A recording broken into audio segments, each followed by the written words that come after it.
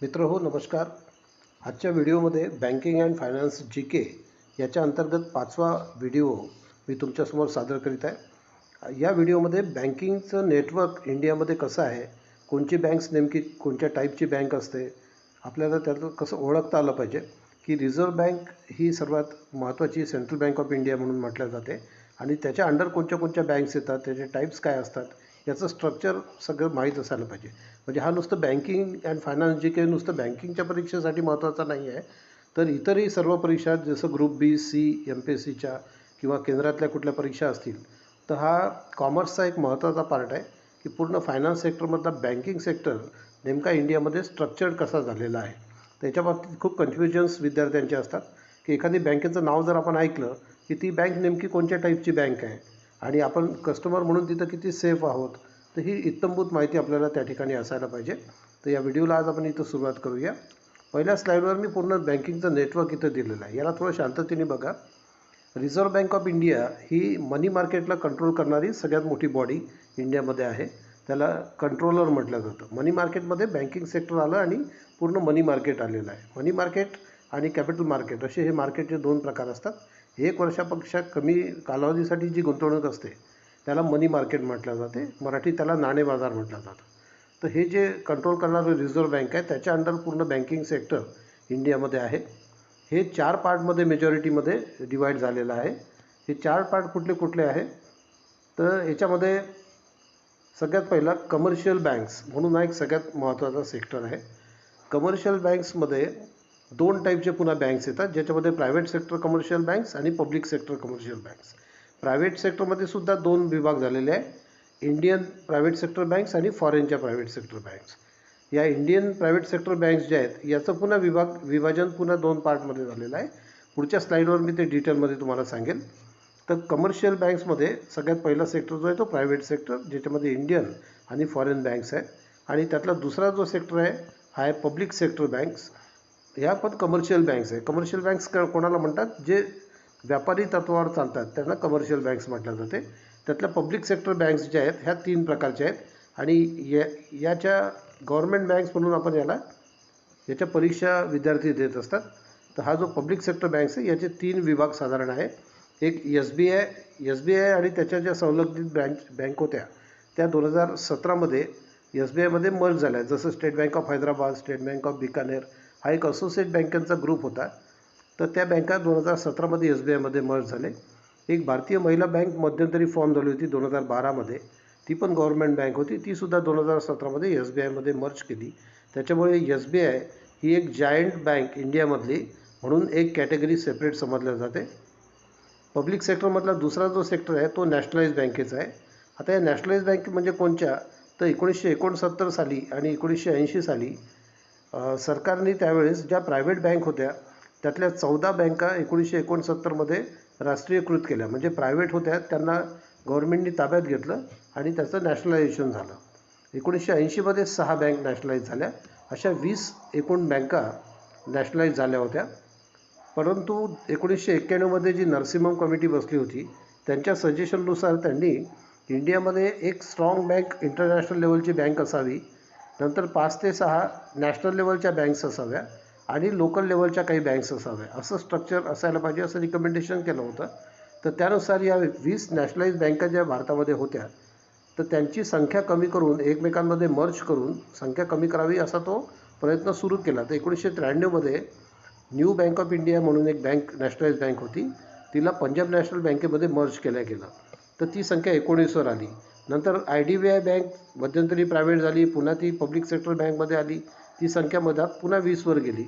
पण रिसेंटली या मागच्या 3 ते 4 वर्षामध्ये गव्हर्नमेंटने ते मर्जरचं काम पुन्हा सुरू केलेलं आहे आणि आज मितीला त्या 20पैकी फक्त 11 नॅशनलाइज बँका अस्तित्वात आहेत. 11 आहेत म्हणजे बाकीच्या बँका बंद नाही झाल्या, त्या एकमेकांमध्ये मर्ज केलेल्या आहेत. तर त्याचीसुद्धा यादी मी या पुढच्या स्लाईडवर दिलेली आहे. तर पब्लिक सेक्टरमधल्या ह्या दुसऱ्या महत्त्वाच्या बँक आहेत नॅशनलाइज बँक. आणि तिसरी कॅटेगरी पब्लिक सेक्टरमध्ये जी येते ती RRB म्हणजे रिजनल रूरल बँक, क्षेत्रीय ग्रामीण बँक. 1975मध्ये तत्कालीन सरकारने त्यावेळेस ग्रामीण बँकांची स्थापना केली. प्रथमा ग्रामीण बँक UPमध्ये पहिली बँक त्यावेळेसचे माननीय पंतप्रधान इंदिरा गांधी यांनी त्याचं उद्घाटन केलं होतं. आणि 1976मध्ये RRBचा कायदा पास झाला. या बँकांची जी फॉर्मेशन होती ती बँकिंग नेटवर्क इंडियामध्ये खूप कमी होतं, तर त्याची पोकळी भरून काढण्यासाठी आणि ग्रामीण भागासाठी विशेष करून लक्ष देण्यासाठी या बँकांची स्थापना झाली होती. तर आज मी त्याला या 3 बँक्स पब्लिक सेक्टर बँक्स म्हणून आपल्याला कमर्शियल बँकांमध्ये उपलब्ध आहे. एक SBI, दुसरं नॅशनलाइज बँक आणि RRB. याच्या व्यतिरिक्त दुसरं RBIच्या अंडर येणारं दुसरं महत्त्वाचं बँकिंग सेक्टर जे आहे ते कोऑपरेटिव्ह बँक्स. कोऑपरेटिव्हमध्ये पुन्हा 2 विभाग पडतात, एक अर्बन कोऑपरेटिव्ह आणि रुरल कोऑपरेटिव्ह. हे जे रुरल कोऑपरेटिव्ह बँक्स आहे ही 3 टायर सिस्टीम याच्यामध्ये असते. स्टेट लेवलला स्टेट कोऑपरेटिव्ह बँक, जसं महाराष्ट्रामध्ये महाराष्ट्र स्टेट कोऑपरेटिव्ह बँक आहे, त्याच्या अंडर प्रत्येक डिस्ट्रिक्टमध्ये डिस्ट्रिक्ट सेंट्रल कोऑपरेटिव्ह बँक असते.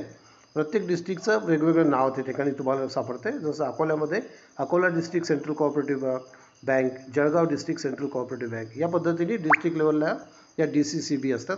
आणि त्यांच्या अंडर ग्रामीण भागामध्ये सोसायट्या काम करत असतात, ज्यांना पॅक्स म्हटलं जातं, PACCS, primary agriculture cooperative credit societies. तर हे जे 3 टायर सिस्टीम आहे, स्टेट लेवल, डिस्ट्रिक्ट लेवल आणि रुरल सेक्टरमध्ये ग्रामीण भागात काम करणाऱ्या सोसायट्या, तर हे 3 टायर सेक्टरमध्ये रुरल सेक्टर काम करत असते. आणि ह्यासुद्धा साधारण गव्हर्नमेंट सेक्टर पकडलं जातं, याला गव्हर्नमेंटचा पूर्ण सपोर्ट असतो. या ग्रीन कलरमध्ये जेवढ्या मी बँक्स इथे दाखवल्या आहेत ह्या साधारण गव्हर्नमेंट सेक्टरमध्ये येणाऱ्या अशा बँक्स असतात. कोऑपरेटिव्ह बँकमधलं दुसरं जे सेक्टर आहे अर्बन बँक. या अर्बन बँक ज्या असतात या नागरी सहकारी बँक आहेत, म्हणजे ग्रामीण भागात ज्या नाहीत किंवा शहरी भागात ज्या आहेत, जसं तुम्ही नाव ऐकलेलं असतं की Khamgaon urban bank, Akola urban bank, तर अशा ज्या बँक्स आहेत कोऑपरेटिव्ह आहेत, परंतु त्या RBIच्या अंडर येणाऱ्या अशा अर्बन कोऑपरेटिव्ह बँक्स. तर अशा 2 कॅटेगरीज आपण आता पाहिल्या, एक कमर्शियल बँक्स, दुसरी कोऑपरेटिव्ह बँक. तिसरं एक सेक्टर RBIच्या अंडर बँकिंगचं येणारं जे महत्त्वाचं सेक्टर आहे ते आहे डेव्हलपमेंट बँक्स. डेव्हलपमेंट बँक्स म्हणजे ह्या पूर्णतः गव्हर्नमेंटच्याच बँक्स असतात. यांचा मूळ उद्देश भारतामध्ये त्यांच्यावर सोपवून दिलेली जबाबदारी ज्या सेक्टरची असेल त्या सेक्टरची पूर्ण डेव्हलपमेंट करणे, त्याच्यामध्ये रिसर्च करणे, इतर बँकांना मदत करणे, रिफायनान्स करणे, त्यांची पॉलिसी बनवणे, याच्यासाठी या बँक्स फॉर्म झालेल्या असतात. आणि मोठे मोठे फायनान्स त्या सेक्टरमध्ये लागणारे याचं फायनान्सिंगसुद्धा त्या बँक्स करत असतात. तर याच्यापैकी काही नमुने मी या ठिकाणी दिलेले आहे. जसं नाबार्ड आहे. नाबार्ड म्हणजे national bank for agriculture and rural development. 1982मध्ये हिचं फॉर्मेशन झालं होतं. नंतर IFC आहे, industrial finance corporation of India. 1948मध्ये आपण स्वातंत्र्य झाल्यानंतर ही बँक फॉर्म झालेली होती.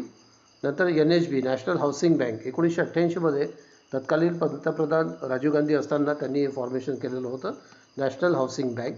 नंतर SIDBI 1989मध्ये ही फॉर्म झाली होती, small industries development bank of India. तर स्मॉल इंडस्ट्रीज सेक्टरची काळजी घेणारी ही बँक आहे.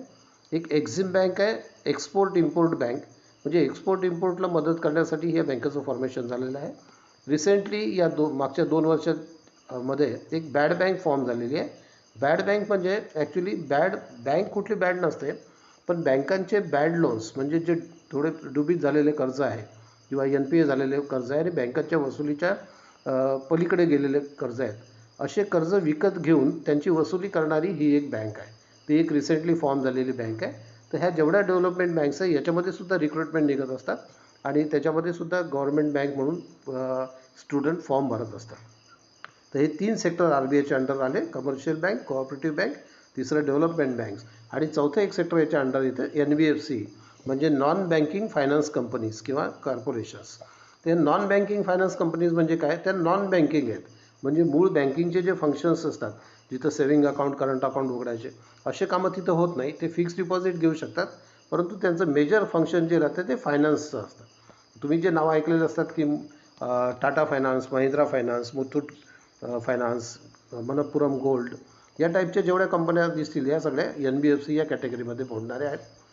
आता रिसेंटली मागच्या या 4-5 वर्षामध्ये गव्हर्नमेंटने अजून 2 टाईपच्या बँक्स फॉर्म केल्या, ज्याला स्मॉल बँक आणि पेमेंट बँक म्हटलं जाते. तर त्याचं कॅटेगरायझेशन या प्रायव्हेट सेक्टरमध्ये इंडियन प्रायव्हेट सेक्टर बँक जे आहे त्याच्या अंतर्गत त्या बँकेचं कॅटेगरायझेशन केलं जाऊ शकते, स्मॉल बँक आणि पेमेंट बँक. तर या सगळ्या बँकांची यादी मी पुढच्या स्लाईडवर दिलेली आहे. तर एक मेजर नेटवर्क इंडियामध्ये RBIच्या अंडर कसं आहे याची कल्पना तुम्हाला आलेली असेल.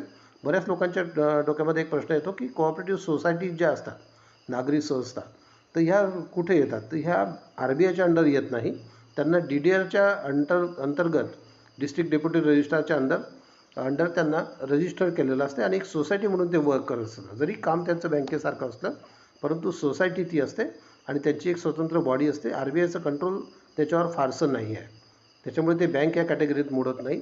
तसंही 1949चा जो बँकिंग रेग्युलेशन ॲक्ट आहे त्याच्यानुसार ज्याच्या नावामध्ये बँक हा शब्द येईल त्याच खऱ्या बँक असं समजण्यात येत असते. त्याच्यामुळे आपण थोडं इन्व्हेस्टमेंट करताना या गोष्टीचं काळजी घेतली पाहिजे. आता एक एक सेक्टर आपण डिटेलमध्ये पुढच्या स्लाईडमध्ये बघूया.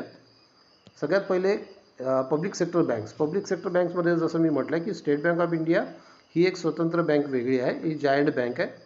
आणि उरलेल्या 11 नॅशनलाइज बँक्स आहे की ज्या 20 होत्या एकेकाळी आणि 20ची संख्या मर्जर करत करत आजच्या घडीला 11वर आली आहे. तर 11 नॅशनलाइज बँक आणि एक स्टेट बँक अशा मिळून या 12 पब्लिक सेक्टर बँक्स पकडल्या जातात.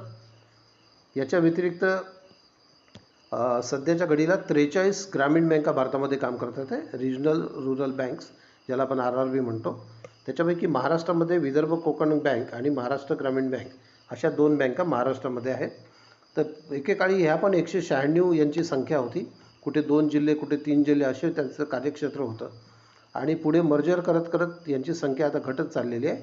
अजूनही पुढे हा प्रवास चालू राहणार आहे. प्रत्येक स्टेटमध्ये साधारण एकच बँक असावी असा सध्या विचार सुरू आहे आणि त्याच्याही पुढे जाऊन कदाचित नॅशनल लेवलला एक NRBI national rural bank of India असं पण होण्याची शक्यता भविष्यामध्ये आहे. या ग्रामीण बँका ह्या पूर्णतः 100% सरकारी बँका आहेत, परंतु याला नॅशनलाइज शब्द असा वापरला जात नाही कारण ह्या कुठल्या प्रायव्हेट बँकांचं रूपांतरण होऊन नॅशनलाइज झालेल्या नाहीत, त्या पूर्णतः गव्हर्नमेंटने फॉर्म केलेल्या आहेत.